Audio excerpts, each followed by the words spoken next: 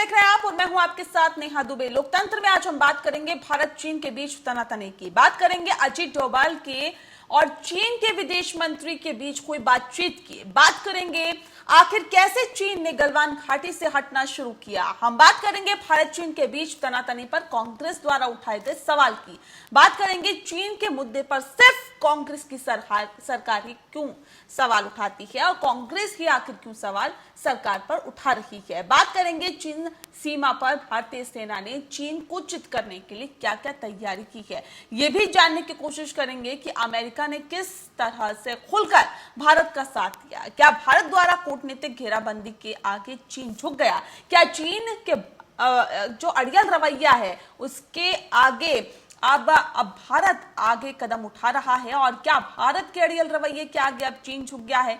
और ये तमाम पहलुओं पर आज हम बात करेंगे, लेकिन उससे पहले आपको दिखाते हैं ये रिपोर्ट।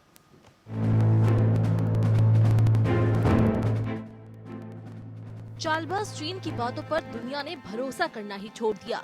चीन चालाकी करता है लेकिन पकड़ा भी जाता है। पहले पूरे विश्व को कोरोना वायरस से परेशान किया, अब तानाशाही के बल पर जमीन हड़पने में लगा है। तानाशाह चीन अपने पड़ोसी देशों को परेशान करने के लिए नए पैंतरे अपना रहा है। पड़ोसी देशों को उकसाने के लिए उसने कई चालें चली, लेकिन भारत को दबाने की कोशिश में ड्रैगन खुद फंस गया। चीन को अब ना तो आगे बढ़ते बन रहा है और ना ही पीछे। अपने आप को सुपर से ऊपर समझने वाला चीन भारत के चक्रव्यूह में फंस गया है। भारत को आंख दिखाने की कोशिश करने वाले चीन को पहले पीएम मोदी ने करारा जवाब दिया, सेना ने अपनी ताकत दिखाई, मित्र देशों ने मदद की बात कही, तो चीन के सताए सभी देश चीन के खिलाफ बोलना शुरू कर चुके हैं। चीन ने कुछ देशों को गुड़की भी दी, लेकिन उसके गुड़की का किसी पर कोई फर्क नहीं पड़ा। भारत की जमीन हड़पने की कोशिश की, लेकिन भारत अपने रुख पर अड़ा रहा। चीन को चारों तरफ से चोट पहुंचाता रहा। यही वजह है कि चीन गलवान घाटी में पीछे हटना शुरू हुआ। सुरक्षा सलाहकार ने चीन को ये बताया कि भारत अपने रुख पर कायम है। भारत ने साफ कह दिया है कि हम पीछे नहीं हटेंगे। अजीत डोभाल और चीन के विदेश मंत्री से बातचीत में चीन पीछे हटने को तैयार हुआ। भारत ने साफ कह दिया कि अब गलवान घाटी जैसे घटना भविष्य में मंजूर नहीं। हिंदुस्तान को बड़ा कॉशियस रहना है, चाइना को ट्रस्ट नहीं करना। फिजिकल वेरिफिकेशन बड़ी इंपॉर्टेंट है, ड्रोन्स के माध्यम से, सैटेलाइट्स के माध्यम से, ह्यूमन इंटेलिजेंस के माध्यम से और फिजिकल चेकिंग के माध्यम से। संदेश बहुत साफ था चीन को, या तो तुम्हारी मौत होगी या तुमको वापस जाना पड़ेगा। जो बॉल है तुम्हारे कोर्ट में है, तुम फैसला करो क्या चाहते हो, हम सब कुछ के लिए तैयार हैं। ये जो गंभीर संदेश था वो चीन के समझ में आ गया। जो कुछ सेलेक्टेड एरियाज होंगे वहाँ पे यूनिलैटरल ना ही तो स्टेटस को बदला जाएगा और ना ही वहाँ पे यूनिलैटरली कोई भी दोनों तरफ की फौजें जो हैं वो विड्रॉ करेंगी। तो कहना ये पड़ेगा कि इस स्टेटमेंट या इस समझ सूझबूझ के साथ ये भी लग रहा है कि चीन के ऊपर जो है पहले से हम ऐसा मानते आए हैं, पूरे तौर पे विश्वास नहीं किया जा सकता है। एक तरफ भारत चीन को पीछे करने में जुटा है, उसके उस चुनौतियों को भारत में एक सियासी पार्टी सरकार से सवाल पूछ रही है। जब से चीन विवाद हुआ तब से कांग्रेस के नेता राहुल गांधी ने ट्विटर के जरिए सरकार से सवाल पूछे हैं, जिनमें भारत और चीनी विदेश मंत्रालय के अलग अलग बयानों को भी शामिल किया गया। कांग्रेस नेता राहुल गांधी ने ट्वीट कर कहा कि राष्ट्र हित सबसे पहले है, भारत सरकार का फर्ज है कि इसका पालन करे।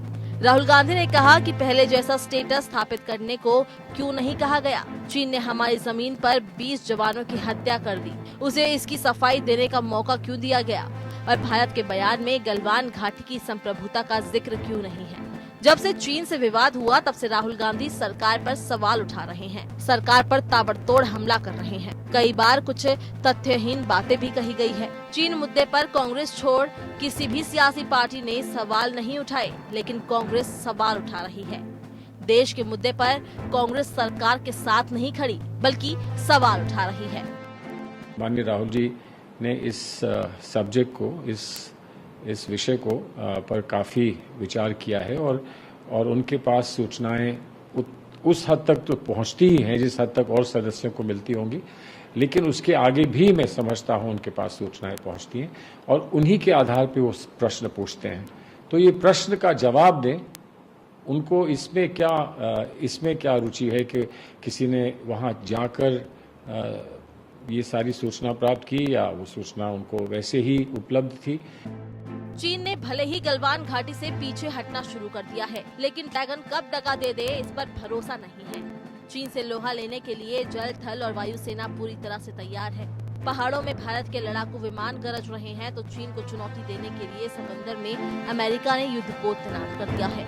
सोमवार रात भारत चीन सीमा के पास लड़ाकू हेलीकॉप्टर अपाचे ने उड़ान भरी तो आसमान भी थर्राने लगा। भारतीय वायुसेना लगातार भारत चीन सीमा के पास अभ्यास कर रही है। भारतीय सेनाएं किसी भी तरह की स्थिति से निपटने की तैयारी में है। अपाचे ही नहीं, चिनूक हेलीकॉप्टर ने भी यहाँ उड़ान भरी थी। इसके अलावा MiG-29, सुखोई और जैगुआर विमानों ने लेह के आसमानों में उड़ान भरी थी। भारतीय वायुसेना के बेड़े में पिछले ही साल 8 अपाचे हेलीकॉप्टरों ने जगह बनाई थी, जिसके बाद सेना मजबूत हुई। इसकी मारक क्षमता खतरनाक होती है, साथ ही इसका डिजाइन ऐसा होता है कि रडार की पकड़ में भी न आ सके। अपाचे लगभग 280 किलोमीटर प्रति घंटे की रफ्तार से उड़ान भरता है तो 16 एंटी टैंक मिसाइल छोड़ने की क्षमता रखता है। ये हेलीकॉप्टर बिना रुके करीब 3 घंटे तक उड़ान भर सकता है। एक तरफ भारत तैयार है तो दूसरी तरफ अमेरिका भी भारत का साथ देने के लिए खुलकर सामने आ गया है। अमेरिका ने साफ कह दिया है कि भारत और चीन के बीच युद्ध हुआ तो उसकी सेना भारत के साथ होगी। अमेरिकी राष्ट्रपति भवन व्हाइट हाउस की तरफ से साफ कहा गया है कि वो भारत के साथ मजबूती से खड़ा है। We are producing gowns and masks and surgical equipment in our country, where heretofore it was almost exclusively made in foreign lands, in particular China, where, ironically, this virus and others came from. China's secrecy, deceptions, and cover-up allowed it to spread all over the world. 189 countries, and China must be held fully accountable. चीन ने इस बार ज्यादा चालाकी की तो भारत मुंहतोड़ जवाब देने के लिए तैयार बैठा है। गलवान में चीन की दाल नहीं गली। भारत चीन के हर मंसूबे को नाकाम करेगा। कूटनीतिक चाल में भी चीन को भारत ने चित किया है। अब सवाल है कि जब अमेरिका जैसे देश भारत के साथ है तो खुद के देश में कांग्रेस पार्टी सरकार पर सवाल क्यों उठाती है? क्या कांग्रेस को सेना पर भरोसा नहीं है? जब डोवल ने मामला सुलझाने की कोशिश की तो कांग्रेस को आपत्ति क्यों? जब दूसरी विपक्षी पार्टियां सरकार के साथ है तो कांग्रेस अलग क्यों? Bureau report, APN।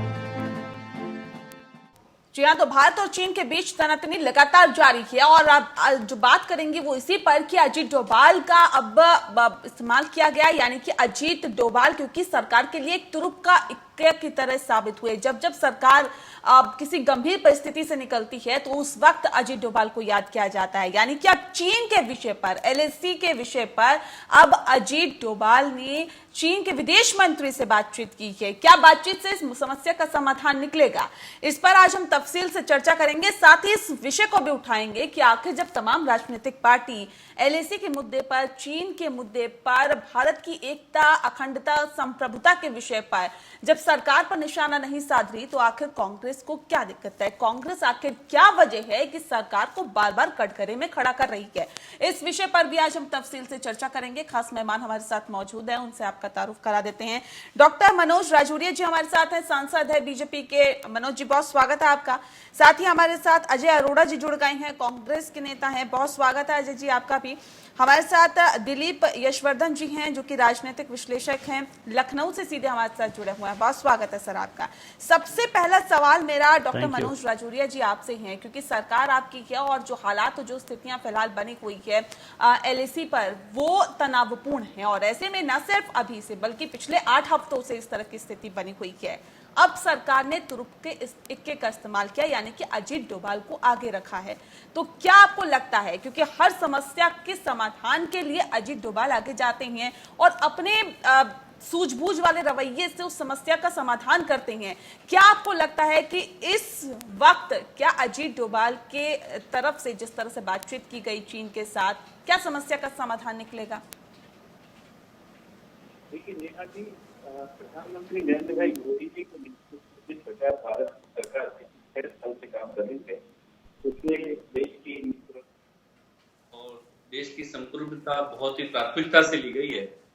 और जहां तक आपने सीधा NSA श्री अजीत डोभाल जी की बात की, प्रधानमंत्री जी की टीम ने न सिर्फ NSA अजीत डोभाल जी बल्कि अनेकों योग्य ऐसे मंत्रीगण और ऐसे अधिकारीगण हैं जिनका समय समय पे सभी एक टीम इंडिया के रूप में माननीय प्रधानमंत्री जी के नेतृत्व में सब काम कर रहे हैं। और किसका योगदान कब का होगा ये बहुत महत्वपूर्ण है, लेकिन निश्चित रूप से प्रधानमंत्री श्री नरेंद्र भाई मोदी जी की लीडरशिप में उनकी योग्यता सामने आती है और सभी अपनी महत्वपूर्ण भूमिका निभाते हैं। और जिस प्रकार से अभी एनएसए श्री अजीत डोभाल जी ने चाइना के विदेश मंत्री से बात की और उसके बाद में गलवान घाटी से चाइना को 2 किलोमीटर पीछे हटने के लिए मजबूर होना पड़ा और 4 किलोमीटर क्षेत्र नो मैंस डिक्लेयर उनको करना होगा। मैं सोचता हूँ कि हमारी बहुत ही कूटनीतिक जीत है और भारत का जो स्वाभिमान है, भारत का मान है और भारत की जो आत्मशक्ति है, आज पूरी दुनिया प्रधानमंत्री जी के नेतृत्व में भारत को आज बहुत मजबूत देश के रूप में देखती है। और आज चाइना को पीछे हटने का मतलब हमारा एक आत्मविश्वास, हमारा रणनीतिक जो सूझबूझ आज देश के अंदर, आदमी के अंदर बड़ा आत्मविश्वास है और दुनिया को विश्वास है कि भारत प्रधानमंत्री नरेंद्र भाई मोदी जी के नेतृत्व में सकुशल है और चाइना के सामने बहुत दमदारी से अपना पक्ष रख सकता है, अपनी सीमाओं की रक्षा कर सकता है। ठीक है, अजय अरोड़ा जी, सरकार अग्रसर है विकास की ओर, सरकार अग्रसर है चीन से मसले सुलझाने की ओर, लेकिन कांग्रेस को दिक्कतें हो रही है। क्या दिक्कत है, ऐसा क्या परेशानी है और क्यों आखिर सरकार पर सवाल उठाए जा रहे हैं? नेहा जी, सबसे पहले जय हिंद जय भारत। मनोज जी मेरे पीछे बोलेंगे जय हिंद जय भारत जी। नेहा जी, मैंने सुना अभी मनोज जी को, आपने जो बात रखी, हम तो देश के साथ हैं और देश की सेना को नमन। और जहां तक आपने बात की एनएसए के चीफ अजीत डोभाल जी की और चीन के विदेश मंत्री वांग यी जी की, ठीक है, इन्होंने वार्ता की और ये बताया गया कि समझौता होगा और 2 किलोमीटर पीछे हटे। ठीक है नेहा जी। नेहा जी, मैं पूछना चाहता हूँ कि प्रधानमंत्री 19 जून को बोलते हैं कि ना तो हमारी धरती पे कोई आया, ना गलवान वैली घाटी पे कोई आया।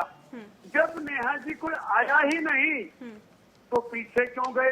इसका मतलब प्रधानमंत्री झूठ बोलते हैं। दूसरी बात, जहां तक राजदूत और भारत के विदेश मंत्री ने भी कहा तीनों की बात नहीं मिलती, और मैं तो ये कहूंगा नेहा जी कि कमाल कर दिया हमारे प्रधानमंत्री मोदी जी ने अपने भाषण से। इनके भाषण के बाद देखो चीन पीछे हटा। मैं तो कहता हूं कि प्रधानमंत्री जी को अपना कार्यालय पीएमओ ऑफिस एक तो हिंदू चीन बॉर्डर पे और पाकिस्तान के बॉर्डर पे, वहां रोज भाषण दें। और हमें तो उम्मीद थी नेहा कि 56 इंच का सीना जब भाषण देगा तो 56 किलोमीटर पीछे जाएगा चाइना। ऐसा नहीं हुआ। हमें उम्मीद थी 56 इंच के सीने से। और मेरा तो मानना काम आसान हो गया, जिस प्रकार से नरेंद्र मोदी जी जाते हैं और भाषण देते हैं और चाइना पीछे हट जाती है, ऐसे पाकिस्तान की हट जाएगी। रोज बॉर्डर पे जाएं। और मैं चाहता हूं कि चाइना को शहीद ना होने दें। जब आपके भाषण से लोग पीछे हो रहे हैं तो 20 सैनिकों की शहादत कैसे हुई, उसका जिम्मेदार कौन है? ठीक है। तो कहीं ना कहीं नेहा हमें सोचना होगा कि अगर मेरी वाणी से, मेरी बात से डॉक्टर मनोज मेरे मित्र हैं, मेरे बड़े भाई हैं, इत्तेफाक रखेंगे कि अगर ये तो मानते हैं ना कि प्रधानमंत्री जी ने बिना चाइना का नाम लिए वो पीछे चले गए, तो इसका मतलब हमारे शस्त्र, हमारे बंदूकें, हमारी स्टेन गनें, हमारे हेलीकॉप्टर, किसी की आवश्यकता नहीं है। प्रधानमंत्री रोज जाएं चाइना। मैं तो ये भी बोलूंगा कि साउथ कोरिया पे भी जाए, जैसे किम बोले उनके बॉर्डर भाषण दे के आए। और साउथ चाइना, सी चाइना के अंदर अजय जी जो आज बातचीत हुई है उससे क्या दिक्कत है? अजीत डोभाल की बातचीत हुई है चीन के मंत्री से, क्या दिक्कत है? उसके अंदर कोई दिक्कत, कोई समस्या, उस पर भी सवाल खड़े किए गए हैं। क्यों? कोई दिक्कत नहीं, हम देश के साथ में ना, कोई दिक्कत नहीं। हम उनका आदर करते हैं जो सेना के एनएसए के अध्यक्ष हैं, हमारा उन पर प्रश्न चिन्ह नहीं है। मैं तो नेहा ये कह रहा हूँ कि अगर कुछ नहीं हुआ तो 20 सैनिकों की शहादत कैसे हुई? किसी ने पुत्र खोया, किसी ने बेटा खोया, किसी ने सुहाग खोया, तो उसका जिम्मेदार तो कोई ना कोई तो होगा ना नेहा। हमारा प्रश्न चिन्ह यहाँ खत्म नहीं होता। चीज लगा दिया हमें चाइना ने। आज क्या किया देखिए ना, तिब्बत के बारे में क्या बोला ग्लोबल टाइम्स में कि इस पे बिल्कुल आप छूना भी मत इस मसले ठीक को। है। तो रोज धमकी, कभी कहते हैं कि 2 किलोमीटर से हटे। मेरा तो ये मानना है नेहा जी, ये बोलते जो स्टेटस पहले था हमारा गलवान घाटी का, वो स्टेटस बरकरार होना चाहिए था। ये मेरा सवाल भी है ठीक है। और एक रिक्वेस्ट भी है। मनोज जी बड़े अच्छे सांसद ठीक। हैं और बड़े अच्छी शरीक हैं, ये प्रधानमंत्री के बड़े नजदीकी भी हैं, उनसे बात ठीक है, तो ठीक है। करें। दिलीप जी, मनोज सवाल इस बात को लेकर है, सरकार कह रही है कि हम बातचीत की ओर अग्रसर है, यानी कि शांति बहाली की तरफ आगे बढ़ रही हैं। विपक्ष यानी कि कांग्रेस जो है वो सरकार पर सवाल उठा रही है। ऐसे में सवाल इस बात को लेकर है, जिस बात का जिक्र राहुल गांधी करते हैं और जिस बात का जिक्र अभी अजय जी कर रहे थे कि पूर्व यथास्थिति बरकरार रखने पर जोर क्यों नहीं दिया गया, इस बारे में आप क्या सोचते हैं? नेहा जी, पहली बात तो अजय जी ये मानने को तैयार ही नहीं है कि वहां से कोई आया या कुछ हुआ। ये इल्जाम लगा रहे हैं प्रधानमंत्री जी के ऊपर, और इनका ये सवाल सही है कि यथास्थिति बरकरार रखने पर बातचीत होनी चाहिए थी। लेकिन जब कोई स्थिति बिगड़ जाती है तो स्थिति को संभलते संभलते संभाला जाता है, एक साथ नहीं संभलती है। अगर चाइना कई किलोमीटर हमारे अंदर आ गया था, हमारी सीमा में आ गया था, और अगर अब वो 2 किलोमीटर पीछे गया है, तो इसका मतलब रिवर्स काउंटिंग शुरू हो गई है। और कांग्रेस को या किसी को भी किसी बात पर शक है तो मैं कांग्रेस की तरफ से सरकार से निवेदन करूंगा कि कांग्रेस को एक टास्क फोर्स बना करके वहां विजिट करने की परमिशन दे दी जाए कि वहां की एक्चुअल स्थिति क्या है, तब शायद ये मानेंगे। क्योंकि बाकी चीजों में राजनीति ढूंढना ये इनका राजनीतिक धर्म है, सरकार पे सवाल उठाना ये इनका राजनीतिक धर्म है, लेकिन देश के खिलाफ आवाज उठाना ये इनका राजनीतिक धर्म नहीं है। वो स्टेटमेंट जिसका फायदा विदेशी उठा ले वो इनका राजनीतिक धर्म नहीं है। प्रधानमंत्री जी से सवाल आप बिल्कुल पूछिए, देश के मुद्दे पे सवाल आप बिल्कुल पूछिए, लेकिन जहां मुद्दा देश की सिक्योरिटी से जुड़ा हो वहां सवाल ऐसे मत खड़े करिए कि विदेशी उसका फायदा उठा ले। और ये देखिए, हर लड़ाई जो है वो बुलेट से नहीं जीती जाती है। ये लड़ाई अगर 2 किलोमीटर पीछे धकेलने की भारत ने जीती है तो ये कूटनीतिक जीत है, ये बुलेट की जीत नहीं। और ये कह रहे हैं बुलेट नहीं थी, इनको शायद नहीं पता है अजय जी को कि वहां पर पूरा का पूरा मिरर डिप्लॉयमेंट हुआ था। मिरर डिप्लॉयमेंट का मतलब कि जितनी चीन की सेना थी उतनी ही सेना भारत की तरफ से खड़ी करी गई थी, इसको मिरर डिप्लॉयमेंट कहते हैं। अगर बातचीत हुई है तो बातचीत खाली बातों से नहीं हुई है, हमको सैन्य ताकत भी दिखानी पड़ी है, हमने सैन्य ताकत भी दिखाई है। ठीक है, हमारे 20 सैनिक शहीद हो गए, उस शहादत को हम बदल नहीं सकते, लेकिन उस शहादत का बदला लेने के लिए हम पूरी तरीके से तैयार थे। और मैं तो ये कहता हूं कि जब देश की सुरक्षा की बात आती है तो हर आदमी को एक सुर में बोलना चाहिए, वो बोलना नहीं चाहिए जिससे विदेशी फायदा उठा ले। ठीक है अजय जी, क्या वजह है कि ठीक है राजनीतिक विरोध आप करिए, सरकार का विरोध आप करिए, लेकिन क्या ऐसा नहीं लगता कि सरकार का विरोध करते करते देश का विरोध करने की ओर अग्रसर है कांग्रेस पार्टी? आपके साथ तमाम और राजनीतिक पार्टियां तो नहीं है, सिर्फ राहुल गांधी सवाल उठाते हैं, कांग्रेस पार्टी सवाल उठाती है, क्यों? नेहा जी, अभी दिलीप जी का बड़ा सम्मान करता हूँ, बड़ी अच्छी बातें की इन्होंने। मैंने तो ये कहा था दिलीप जी कि जब प्रधानमंत्री जी ने बोला कि हमारी मातृभूमि पर कोई भी नहीं आया, ठीक है, आपने कहा वो आए और पीछे चले गए, ये बातें दोनों अलग अलग हो गई।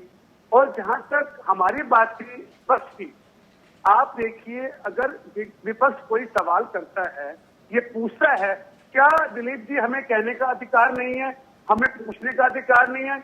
हम बिल्कुल राज सर्वोपरि है, हम राष्ट्र को कमजोर, दिलीप जी हम राष्ट्र को कमजोर नहीं करेंगे। आप देखिए राष्ट्र को कैसे कमजोर नहीं करेंगे?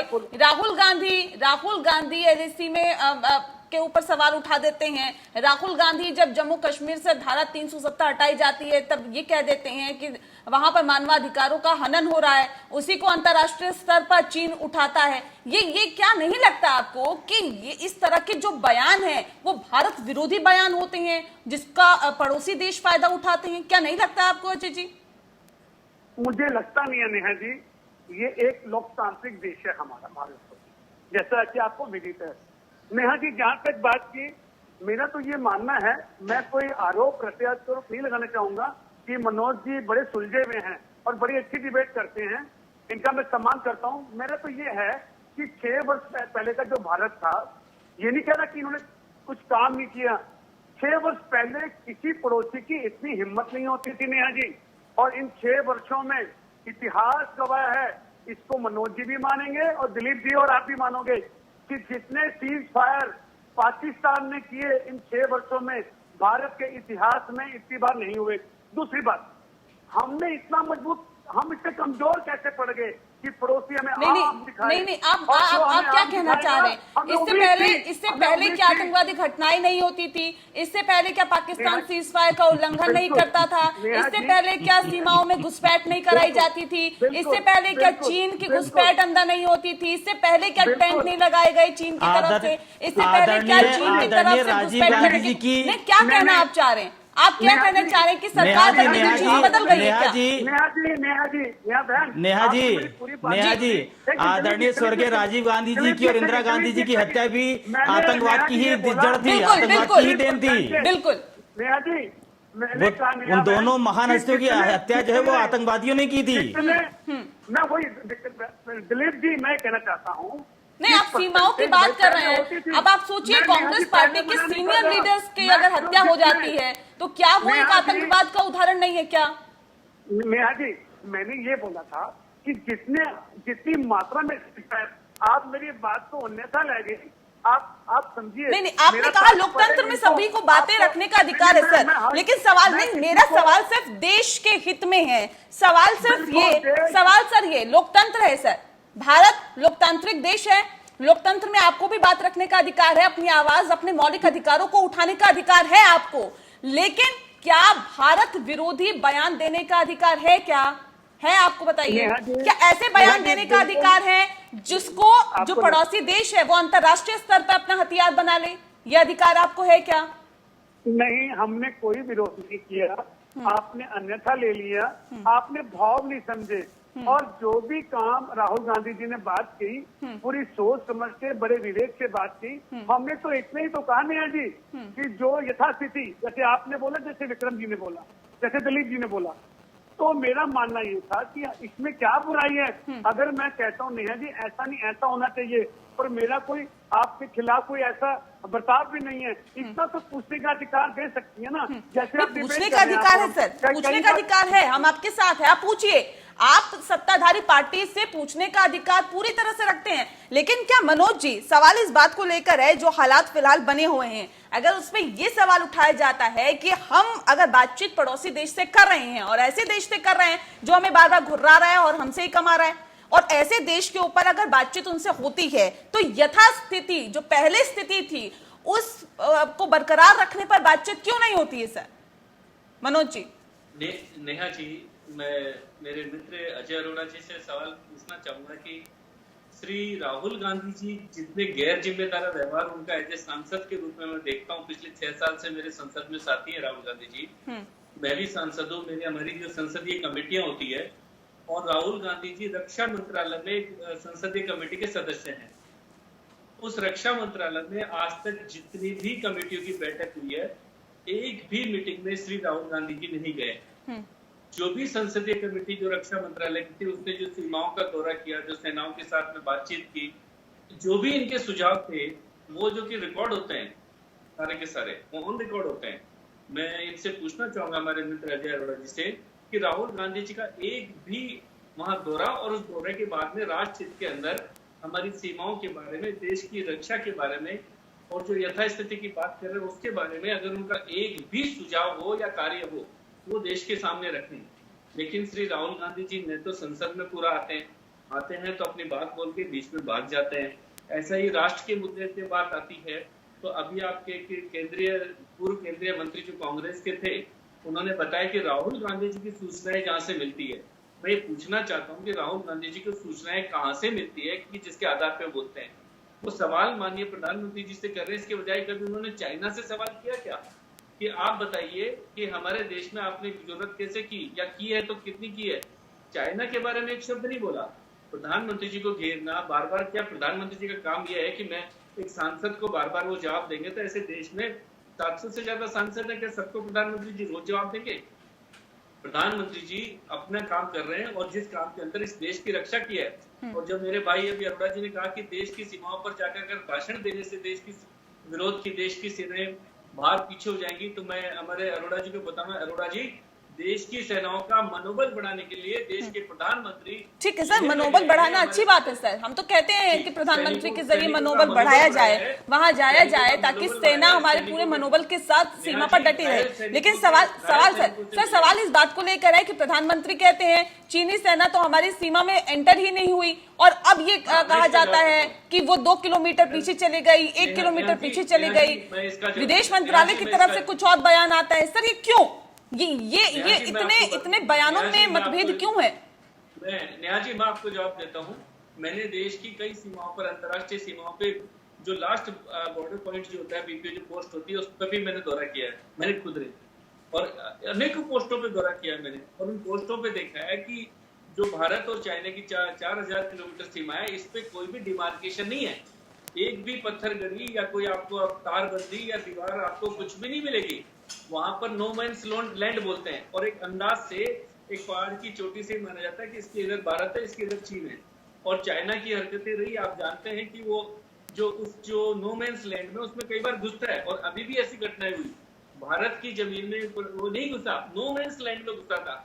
उस नो मैन लैंड से वापस उनको देखा गया कि आप अपने एरिया में जाइए, ये नो मैंस लैंड है, नो मैंस लैंड भी रहेगी। हमारे कांग्रेस के मित्रों को समझ में नहीं आता, राहुल गांधी जी को समझ में नहीं आता कि आज भारत ने उनको वापस उनकी सीमाओं में धकेला है, नो मैंस लैंड से बाहर निकला है। हमारी सीमाओं से वो घुस ही नहीं सकते।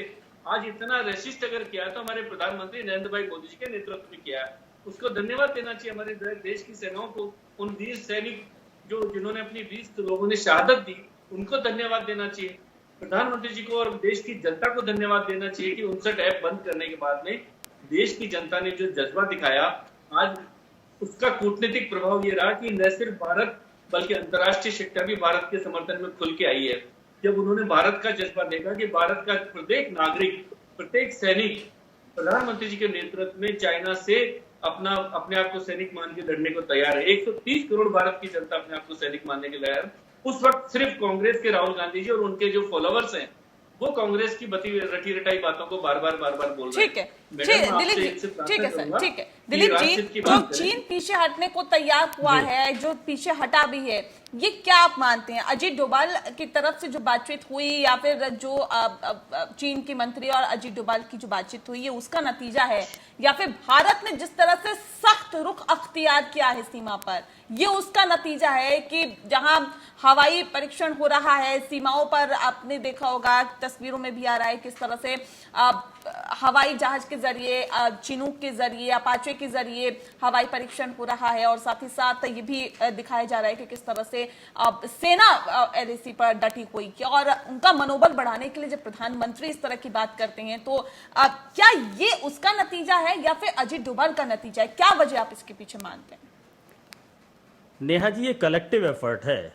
यहाँ पर हर तरीके का प्रेशर था। अभी मैंने कहा था कि मिरर डिप्लॉयमेंट था हमारे बॉर्डर्स पर। आप खुद कह रहे हैं कि वहाँ पर अपाचे उड़ रहे थे, पूरे जंगलों का सर्वे हो रहा था, सारी सेनाएं लगी हुई थी।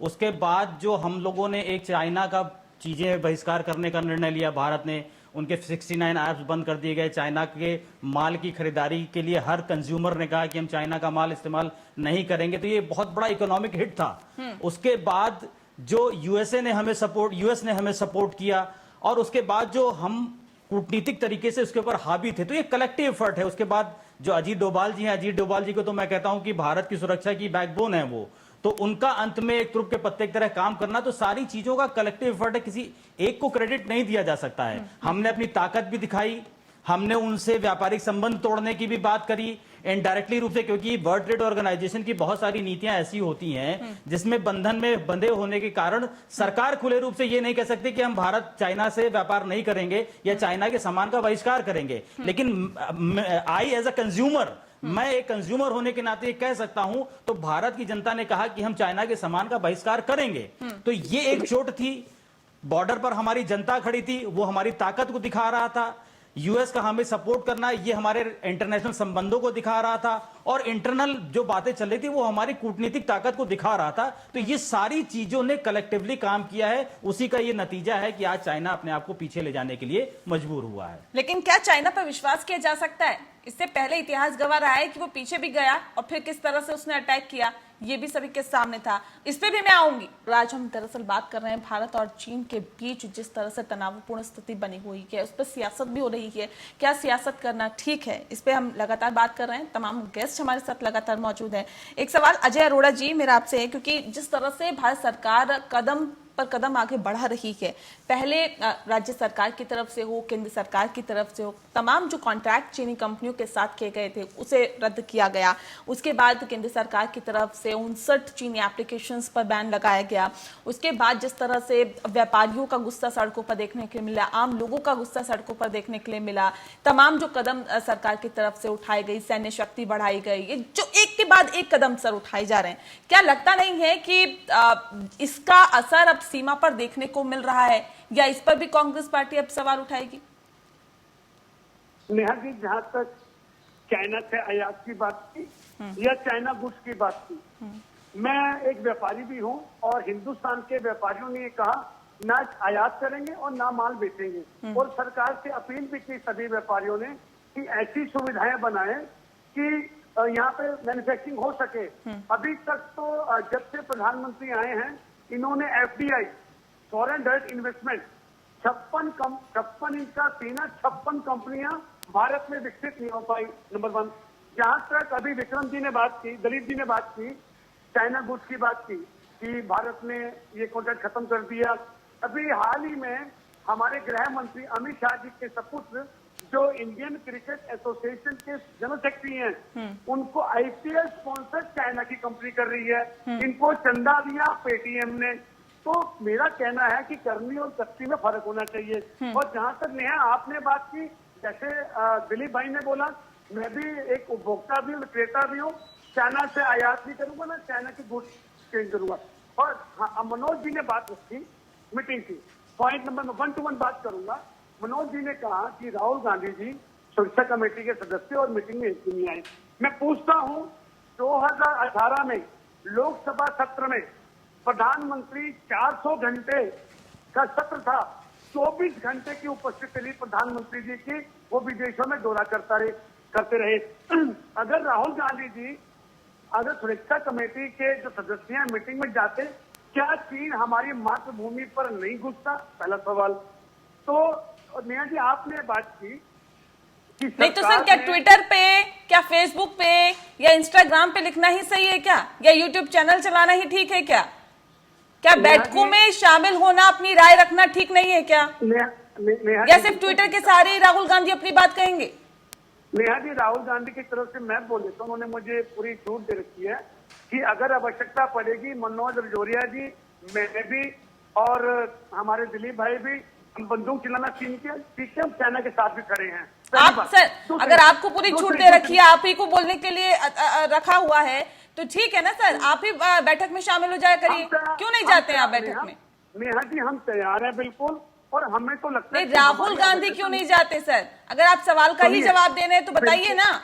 बिल्कुल बिल्कुल बिल्कुल नेहा जी, हम इसलिए नहीं जाते क्योंकि देखिए, प्रधानमंत्री जी ने अपना भाषण दिया, बिल्कुल बॉर्डर पे लद्दाख में जाके, ठीक है।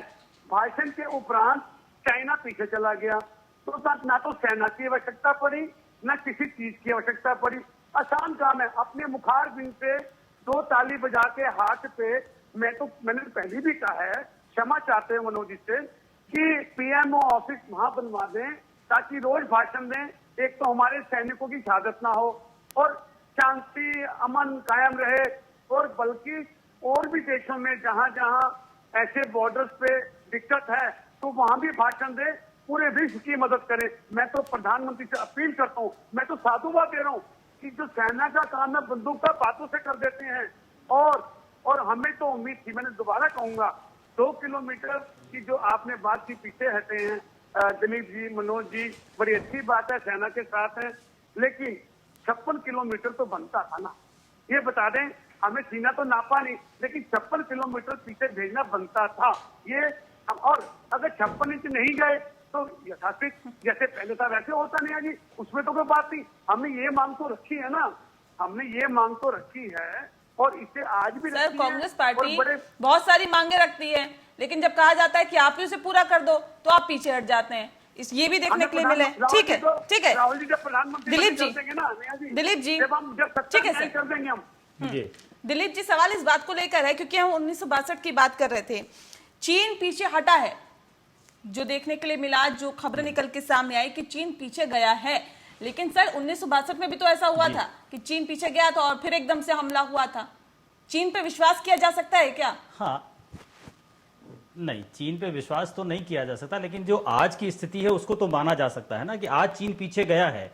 और ऐसा तो नहीं है कि चीन पीछे चला गया है तो भारतीय सेना रिलैक्स होकर बैठ गई या भारतीय सरकार रिलैक्स होकर बैठ गई या चीन की आदत से हमारी सरकार भली भांति परिचित नहीं है। देखिए, चीन का पीछे जाना एक फिजिकल मूवमेंट है, लेकिन उनकी जो सोच है उस सोच को भी हमारी सेना ध्यान में रख रही होगी। अजीत डोभाल जी जो इस लेवल पर काम कर रहे हैं, उनको भी चाइना के बारे में पता है कि चाइना का नेचर क्या है, तो उनकी चालाकियों को कोई नजरअंदाज नहीं कर रहा है। और इस बात के लिए हमारी सरकारें, हमारी सेना जाहिर सी बात है कि सतर्क होंगी। और ये चीजें रेकरेंस ये होती है चाइना की तरफ से हमेशा है। चाइना खुद नहीं करेगा तो पाकिस्तान को सपोर्ट करके कराएगा, पाकिस्तान को सपोर्ट करता है, श्रीलंका को कर रहा है, नेपाल को उसने उकसाया था। देखिए, नेपाल छोटा सा देश है, कभी हमारा अच्छा मित्र हुआ करता था, आज वो भारत को आंखें दिखाने को तैयार हुआ है खाली चाइना की वजह से। तो हो सकता है कूटनीतिक तौर पे चाइना अभी कुछ दिनों तक डायरेक्ट कुछ ना करे, वो इन लोगों के माध्यम से कराए, कुछ भी हो सकता है। स्थिति को नजरअंदाज नहीं किया जा सकता, लेकिन जो आज की वास्तविक स्थिति है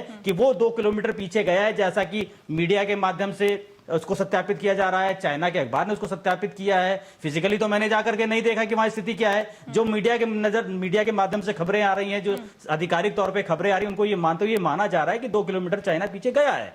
लेकिन उसकी आदतों को नजरअंदाज न सरकार करेगी न सेना करेगी। और हम चौतरफा हमले के लिए तैयार हैं। ये भी एक देखने वाली बात है कि हमारी जो बाउंड्रीज हैं वो बड़ी नाजुक हैं, सिर्फ चाइना की तरफ से नहीं, चाइना, पाकिस्तान, श्रीलंका, हर तरफ से हम नाजुक हैं। तो हमको हर तरीके से ध्यान रखना पड़ेगा। बिल्कुल।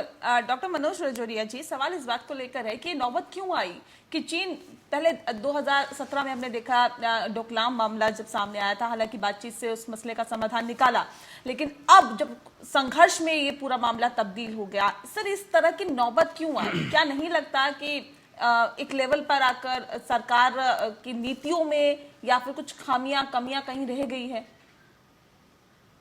नेहा जी, आप मैं उसकी सैटेलाइट से कभी देखिएगा, मैंने सैटेलाइट से चाइना और भारत का बॉर्डर देखा है आज से 4-5 साल पहले। मोदी जी की सरकार बनते ही मैंने गृह मंत्रालय में वो चीज देखी है कि जब एक तरफ चाइना के बॉर्डर पर सड़कें, पुलियाएं, बहुत बड़े बड़े जो कॉलोनी, जो शहर के शहर बस गए, और एक तरफ आप भारत में देखिए कि आजादी के बाद में हमारे बॉर्डर रोड्स को या हमारी सीमाओं को वहां बिल्कुल खाली छोड़ दिया गया था। प्रधानमंत्री जी के नेतृत्व में बॉर्डर रोड ऑर्गेनाइजेशन के माध्यम से जिस तरीके से चाइना बॉर्डर पर भी सड़कें बनाने का, पुलियाएं बनाने का काम तेज गति से हुआ, उसी से बौखलाकर चाइना को ये लगा। और इंफ्रास्ट्रक्चर डेवलपमेंट के बाद में ही चाइना ने डोकलाम में दवा बनाने की कोशिश की थी, वहां उसको पीछे हटना पड़ा।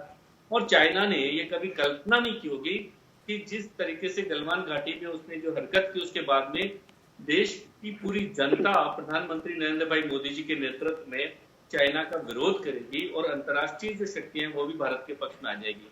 भारत का जो आत्मविश्वास था प्रधानमंत्री जी के नेतृत्व में कि जिस तरीके से मिरर डिप्लॉयमेंट हमारी सेना का किया गया, कूटनीतिक रूप से, सैन्य शक्ति से और अंतर्राष्ट्रीय, हमारे रसिया से हमारे रक्षा मंत्री जी गए, वहां से जो हमारे हथियारों की खरीद का सौदा पूरा है, रफेल अभी हमारे पास में आने वाला है जुलाई के एंड में। तो चाइना को मैसेज गया कि भारत इस बार एक सॉफ्ट स्टेट नहीं रहा। अब नरेंद्र मोदी जी के नेतृत्व में भारत जो है आंखें मिलाकर बात करने का दम रखता है, और भारत के पास में कृष्ण वाली शक्ति की जो प्यार से रहेगा उसके लिए बांसुरी बजाएगा, और अगर प्यार से नहीं रहेगा तो सुदर्शन चक्र जैसे कृष्ण भगवान के हाथ में था, वो सुदर्शन चक्र का भी इस्तेमाल कर सकता है। और उस सुदर्शन चक्र का इस्तेमाल माननीय प्रधानमंत्री जी ने देश की जनता के भरोसे पे किया। उसी भरोसे पे उन्होंने 59 ऐप्स को बैन किया, और देश की जनता ने चाइना प्रोटेस्ट को जो बहिष्कार किया, ये मैसेज चाइना के पास गया, पूरे विश्व में गया। उसका परिणाम हुआ कि पूरे विश्व में आत्मविश्वास बढ़ा कि भारत चाइना का मुकाबला करने की स्थिति में है। भारत के अंदर आज नेतृत्व इतना सक्षम है। नहीं, ये जो स्थिति सर बनी हुई है पिछले 8 हफ्तों से इसी तरह की स्थिति बनी हुई है। अब अमेरिका भी खुलकर भारत के समर्थन की बात करता है। व्हाइट हाउस से जो बयान आता है उसमें साफ तौर पे कहा जाता है कि अगर ऐसा कोई युद्ध होता है तो भारत का साथ अमेरिका देगा। तमाम और जो देश चीन के विस्तारवादी नीति से परेशान है वो भी दबी आवाज में कहीं ना कहीं भारत के साथ आकर खड़े होने की कोशिश करेंगे अगर इस तरह की कंडीशन, इस तरह की स्थिति आती है तो। क्या उससे भारत का मनोबल और मजबूत हुआ है और क्या लगता है कि आने वाले वक्त में अगर इस तरह की स्थिति आती है तो चीन को मुंहतोड़ जवाब दिया जाएगा? नेहा जी, सच्चाई और साहस की जीत होती है और जो साहस के साथ में, सच्चाई के साथ में खड़ा रह सकता है वो हमारे देश के प्रधानमंत्री श्री नरेंद्र भाई मोदी जी ने कहा कि चीन जो विस्तारवादी नीति है, चीन की विस्तारवादी नीति को हम स्वीकार नहीं करेंगे। चाइना तिलमिलाया और चाइना को अपने ग्लोबल टाइम्स में बयान देना पड़ा कि चाइना विस्तारवादी नहीं है, जबकि सच यह है कि चाइना का इतिहास विस्तारवादी रहा है। चाइना हमेशा कब्जा करता है छोटे मोटे देशों को या जो उनसे दबाव में आते हैं उनको दबा के उनकी भूमि हड़पने का भूमाफिया की तरह उसने काम किया।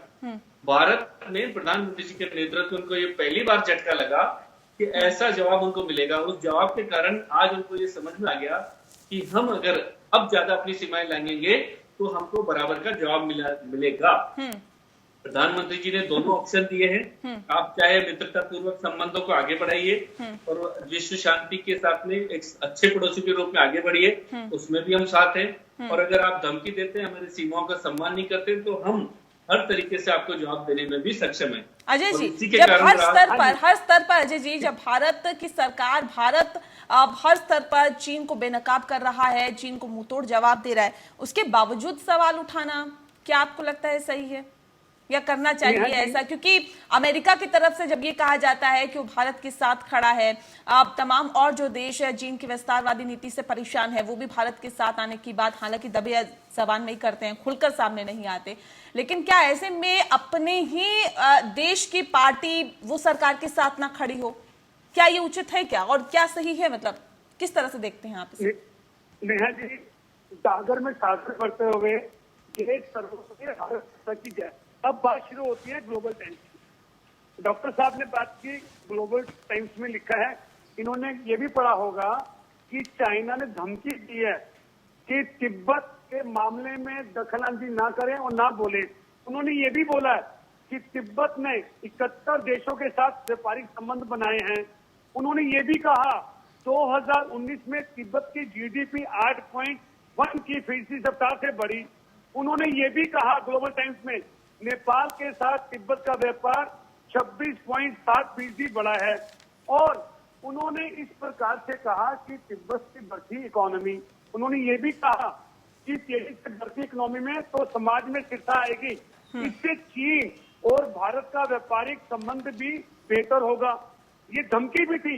उन्होंने ये भी कहा, हम उम्मीद करते हैं कि भारत उन राज्यों में आर्थिक स्थिति बेहतर करने का प्रयास करेगा जो तिब्बत क्षेत्रों के आसपास है। चीन ने कहा तथाकथित तिब्बत का सिर्फ कुछ भारतीयों की कल्पना की उपज है और वास्तविकता में इसमें तो नहीं है। ये ग्लोबल टाइम्स है, डॉक्टर साहब पढ़ते हैं।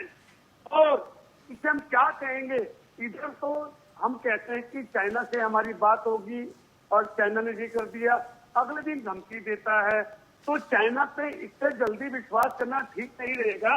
और एक बात रहेगी, दिलीप जी ने बात रखी कि 2 किलोमीटर पीछे गए, कुछ तो हुआ, भले हमने नहीं देखा, हम कह रहे 4 किलोमीटर दूर गए। दिलीप जी, किसी ने किसी की जेब से 10,000 चुरा लिए, ठीक है, और 5,000 वापिस दे दिए, 5 अपने पास रख लिए, लेकिन 5 तो उनके पास, भाई वो जितना आगे आए थे उतना पीछे नहीं गए ना। हमने 10,000 रुपए चोरी हुए और 5 हमें वापस मिल गए, तो यहाँ पे हमें संतोष नहीं करना। और हमें उनसे जिस प्रकार से प्रधानमंत्री कहते हैं कि हम जो आंख देखेगा आंख निकाल देंगे, हम इस बात में प्रधानमंत्री जी के साथ हैं और अपने देश के साथ हैं। अगर जहां भी ट्राई करनी हो, हमें तो उम्मीद थी कि जिस प्रकार से प्रधानमंत्री जी बात करते हैं, इस टाइम चाइना पे हमारा कब्जा होता और बीजिंग में हम बैठे होते, हमारा झंडा लहरा रहा होता, जिस प्रकार से प्रधानमंत्री जोश में बात करती है। ठीक है दिलीप जी, इतना आसान नहीं है दिलीप जी, ये जो अजय जी की बातें ठीक है जी। जी नहीं, आप बोले प्लीज। हाँ, ये जो चीन की तरफ से गंदी उसकी आदत बन चुकी है, जिस तरह से लगातार इस तरह की वो हरकतें करता रहता है, भारत में चीनी सैनिकों की घुसपैठ होती रहती है, और ऐसे में सवाल इस बात को लेकर है कि जिस तरह से वो भारत, क्योंकि भारत एक शांति पथ पर चलने की ओर अग्रसर रहता है, संयमता के साथ आगे चलता है, क्या चीन इसको भारत की कमजोरी समझता है? क्या भारत को अब इस मुगालते को दूर करने की जरूरत है क्या चीन की? बिल्कुल जरूरत है। देखिए, ये सवाल मैं अभी भाजपा के सांसद मनोज जी से भी करना चाहता हूं। अरोड़ा साहब ने बिल्कुल ठीक कहा कि किसी ने 10,000 रुपए चुरा लिए, 5,000 वापस कर दिए, तो 5,000 तो हमारे चले गए, मैं मानता हूं उनकी बात को, लेकिन जो हमें 5,000 मिल गए उसको तो हम गलत नहीं कहेंगे ना। और हम यहां पर खत्म नहीं हुए। पहली बात, वो नो मैंस लैंड में आए थे, भारत की सीमा में नहीं आए थे। नो मैंस लैंड से अगर वो 2 किलोमीटर पीछे हट गए तो हम इसको अपनी थोड़ी जीत मानेंगे। हम ये नहीं कहते कि हम 100% जीत गए हैं, लेकिन हम जीत की ओर अग्रसर हो गए, ये कहा जा सकता है, और इस बात को कांग्रेस को भी सराहना चाहिए। दूसरा, मैं मनोज जी से ये कहना चाहता हूं कि भारत हमेशा ही क्यों और कब तक डिफेंसिव मोड में रहेगा? चाइना का बवाल तो चलिए अभी शुरू हुआ, पाकिस्तान का बवाल तो जन्मों से चला आ रहा है, सन 1947 से चला आ रहा है। हम चाइना पर क्यों नहीं हम पाकिस्तान पे क्यों नहीं अटैक करते? आए दिन बॉर्डर पे सीज फायर होते रहते हैं। अरोड़ा साहब भी कह रहे थे, इस बात को मैं भी कह रहा हूं, पाकिस्तान से हमारी लड़ाई जग जाहिर है, तो हम पाकिस्तान को क्यों नहीं सबक सिखाते? हम क्यों हमेशा डिफेंसिव मोड में रहते हैं कि जब हमारे ऊपर अटैक होगा तो हम पलट के अटैक कर देंगे? हमें हमारा दुश्मन पता है, उसकी हरकतें पता हैं। अब हम उसको अगर हम इतनी बड़ी ताकत हैं, हम ताकत बन रहे हैं, नो डाउट, इस पे कोई सवाल नहीं है। मोदी जी का व्यक्तित्व तो निखर के आया है इंटरनेशनल लेवल पर, इसमें भी कोई दो राय नहीं है। विदेशी लोग हमें, विदेशी कंट्रीज हमें सपोर्ट कर रही है, इसमें भी कोई दो राय नहीं है। लेकिन हमारी ताकत का वर्चस्व अब यह होना चाहिए कि कोई दूसरा देश हम पे आंख उठाने की कोशिश ना करे। हमें अब इस तरफ भी अग्रसर होना चाहिए, हमें सिर्फ डिफेंसिव मोड में नहीं रहना चाहिए। मैं ये मानता हूं कि लड़ाई से किसी चीज समस्या का समाधान नहीं होगा। लड़ाई होगी तो इस देश की, देश के संसाधनों की, इस देश की जनता का बहुत नुकसान होगा। वो नहीं होना चाहिए। लेकिन कूटनीतिक तरीके से हमें कुछ ऐसा करना चाहिए कि पाकिस्तान की जो आए दिन की हरकतें हैं, जो हमारी सेना की जान की बाजी दिन रात लगी रहती है, उनके परिवारों की सोचिए, जिनके परिवार के लोग बॉर्डर पे डिप्लॉय किए जाते हैं, उनके परिवार वालों पर जब फोन की घंटी बजती होगी तो वो यही सोचते होंगे कि क्या खबर आई वहां से। तो भारत को थोड़ा सा इस दिशा में भी सोचना होगा। मनोज जी, आप प्रधानमंत्री जी तक मेरा ये संदेश पहुंचाएं। जाहिर सी बात है सरकार जरूर कर रही होगी, लेकिन ये भी जानना चाहिए कि अब हम डिफेंसिव मोड में हमेशा ना रहें। हम चाहे डिप्लोमेटिक तरीके से, चाहे अपनी बुलेट की ताकत से, चाहे वॉलेट की ताकत से, जिस भी ताकत से हमको उनको मारना हो, हम उन पे सुपरसीड करने की कोशिश करें। भारत को वो इस तरीके से आगे बढ़ना चाहिए। आप कितना इत्तेफाक रखते हैं मनोज जी इनकी बातों से? दिलीप जी ने बहुत अच्छी बात बोली, मैं इनकी बात का समर्थन करता हूँ। इन्होंने कहा कि भारत को डिफेंसिव नहीं और कहीं ना कहीं डिफेंसिव के बजाय ऑफेंसिव या अग्रेसिव होना चाहिए, ताकि किसी देश की और किसी भी समूह की ऐसे हिम्मत नहीं बढ़े कि भारत की जनता और भारत की सीमाओं की तरफ आंख उठाए। मैं मेरे मित्र दिलीप जी को याद दिलाना चाहूंगा कि नरेंद्र मोदी जी के नेतृत्व में, याद कीजिए वो सर्जिकल स्ट्राइक, जब आतंकवादियों को उनके घर, पाकिस्तान के घर में घुसकर भारत ने पहली बार एक अग्रेसिव मूड में सीमाओं को लांघकर, ये जवाब कूटनीतिक जवाब था, अग्रेसिव मूड का जवाब था। याद कीजिए वो सर्जिकल स्ट्राइक, जब प्रधानमंत्री जी ने जवाब दिया और हमारे देश की सेनाओं ने प्रधानमंत्री जी के देश में उस छवि भारत की बदली कि हम आतंकवादियों को पाकिस्तान के अंदर घुसने भी नेस्तनाबूद कर सकते हैं। पहली बार ऐसा हुआ। आप याद कीजिए संसद में 5 अगस्त और 6 अगस्त 2019 का वो दिन, जब जम्मू कश्मीर को जो यूनियन टेरिटरी घोषित किया गया और जम्मू कश्मीर को स्वतंत्र राज्य और लद्दाख को इंडिपेंडेंट यूटी डिक्लेयर किया। पूरे देश में हंगामा मचा, अंतर्राष्ट्रीय शक्तियां देखती रह गई। ये कहीं ना कहीं हमारे आत्मविश्वास का और डिफेंसिव की बजाय हमारे को सेल्फ रेस्पेक्ट और अग्रेसिव और ऑफेंसिव होने का एक प्रमाण है कि हम अपने राष्ट्र के हितों के लिए कभी पीछे नहीं हटेंगे। और आज भी जो गलवान घाटी के अंदर प्रधानमंत्री जी के नेतृत्व में जो हमारी सेनाओं ने शौर्य का परिचय दिया और देश की जनता ने प्रधानमंत्री जी के साथ में आत्मसम्मान से खड़े होकर चाइना का विरोध किया, ऐप को बैन किया, प्रधानमंत्री जी खुद सेनाओं के पास गए, हमारे एनएसजी ने बात की, ये एक डिफेंसिव से बाहर निकलकर आज राष्ट्र की छवि ऐसी बन चुकी है कि भारत डिफेंसिव एक सॉफ्ट स्टेट नहीं रहा, अब भारत जैसे के पास तैसा है। आज जम्मू कश्मीर में आप देख लीजिए कि आतंकवादियों की पूरी लिस्ट है और चुन चुन के आतंकवादियों को समाप्त किया जा रहा है। आज भारत प्रधानमंत्री जी के नेतृत्व में डिफेंसिव नहीं। और जहां तक हमारी सरकार की शक्ति बढ़ाने की बात है दिलीप जी, प्रधानमंत्री जी ने जिस तरीके से रक्षा शोधों में विदेशी निर्भरता को लगातार पिछले 6 साल में कम किया है, और जिस देश से भी आज भी हम हथियार ठीक है, आयात कर रहे हैं, लेकिन उनकी टेक्नोलॉजी पहले रहे। मनोज जी, तमाम कदम कहीं उठाए नीचे गए हैं है। सरकार की तरफ से, धारा 370 जम्मू कश्मीर से हटाई मनोज जी, गई और उसके बाद मनोज जी, अब मेरा जो एलएसी में भी जिस स्टेटमेंट तरह था, से वो विकास कार्य हो डिस्ट्रक्टिव रहा मोड में है, नहीं था। बावजूद इसके सर घुसपैठ जो है वो कम नहीं हुई, क्यों? सीज फायर का उल्लंघन कम नहीं हुआ, क्यों? सैनिक शहीद होने कम यही नहीं मैं हुए, कहना क्यों? चाहता हूँ। मेरा मनोज जी से सवाल डिस्ट्रक्टिव मोड में नहीं था, वो कंस्ट्रक्टिव मोड में था। नेहा जी और दिलीप जी, आप दोनों का सवाल बहुत अच्छा है कि वास्तव में ही क्यों हमारी जड़पें जो आतंकवादी घटनाएं कम क्यों नहीं हो रही है, इन्फिल्ट्रेशन कम क्यों नहीं हो रहा है, ये बिल्कुल सही सवाल है आपका, और ये बहुत ही चिंता का विषय है। आप विश्वास कीजिए हमारे देश की सेनाओं पे, हमारे प्रधानमंत्री नरेंद्र भाई मोदी जी के नेतृत्व में सरकार पर, कि इन सब विषयों पे गंभीरता से राजनीतिक स्तर पर, कूटनीतिक स्तर पर, सैन्य स्तर पर बहुत ही गंभीरता से काम हो रहा है। और आज पाकिस्तान से चाइना ये बौखलाए हुए हैं, आतंकवादी बौखलाए हुए हैं, और ये अपने अस्तित्व बचाने के लिए, क्योंकि पाकिस्तान के अंदर टेररिज्म एक इंडस्ट्री बन चुकी है, उनका इंडस्ट्री बंद होने के करार पर तो उनको लगता है कि हम अपनी पूरी ताकत लगा रहे हैं। आज वही स्थिति है। आज हमारी सीमाओं पर जो रोड्स बन रहे हैं, हमारी सीमाओं का जो आप देखिए बांग्लादेश से जो अभी सुलझारा हुआ है, बांग्लादेश सीमा से पहली बार हुआ है, ये सब चीजें धीरे धीरे हो रही हैं। और मैं सोचता हूँ कि जितनी सख्ती से हमारी बॉर्डर्स तेजी से प्रधानमंत्री नरेंद्र भाई मोदी जी के नेतृत्व में बन रही है, हमारी पोस्ट मजबूत हो रही है, तो इन्फिल्ट्रेशन भी समाप्त होगा। और जो देश में जो बाहरी आतंकवादी दूसरे हैं, वो दिन निश्चित आप देखेगा कि वो पूर्ण रूप से 100% समाप्त होंगे, और जो आंतरिक आतंकवाद जो पाकिस्तान के द्वारा फैलाया जा रहा है, ये भी समाप्त होगा। और निश्चित विश्व भारत जो प्रधानमंत्री नरेंद्र मोदी जी के नेतृत्व में पुनः विश्व गुरु बनने की ओर तेज गति से बढ़ रहा है। ठीक है, मैं धन्यवाद देना चाहूंगा। ठीक है, क्योंकि हम कार्यक्रम के अब आखिरी पड़ाव में है। एक सवाल मेरा अजय जी से है। अजय जी, सवाल इस बात को लेकर है कि क्या नहीं लगता, क्योंकि आप एक ऐसी राजनीतिक पार्टी से ताल्लुक रखते हैं जिसने देश में सबसे ज्यादा शासन किया है, और वो बखूबी जानती है कि जो भारत है उसकी एकता, अखंडता और संप्रभुता के लिए कम से कम इस विषय पर, जो कि सीमाओं के साथ जुड़े हो, जो देश की सुरक्षा के साथ जुड़े हो, उन पर राजनीति नहीं करनी चाहिए। बावजूद इसके जो बयान जारी होते हैं, जो बयान आते हैं, क्या नहीं लगता कि इससे ऊपर उठकर राजनीति करने की अब जरूरत है, कम से कम इस विषय पर तो नहीं?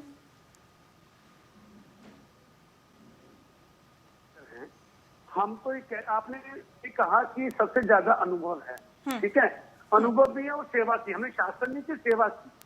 और अगर हमें अनुभव है तो इसीलिए हम बात कहते भी हैं, बात उठाते भी हैं, क्योंकि हमें अनुभव है।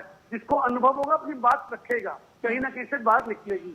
और अभी दिलीप जी ने जो बात रखी, मैं सारी बातों में सम्मिलित हूँ। और मनोज रजौरिया जी ने जब समाप्त किया, बड़ी अच्छी बात की, इन्होंने मान लिया offence is the best defence.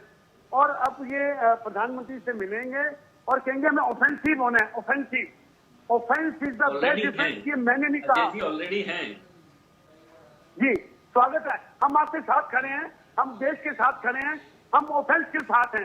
बिल्कुल आप बढ़िया बढ़िया ट्रीटमेंट करें, और बिल्कुल हम चाहते हैं 5 टुकड़े कर दें। जो हमारे देश की मातृभूमि में घुसेगा, हम 5 टुकड़े करेंगे। बिल्कुल, यही एकता आगे भी दिखनी चाहिए। बहुत शुक्रिया आपका हमारे साथ इस खास कार्यक्रम में आप सभी का जुड़ने के लिए।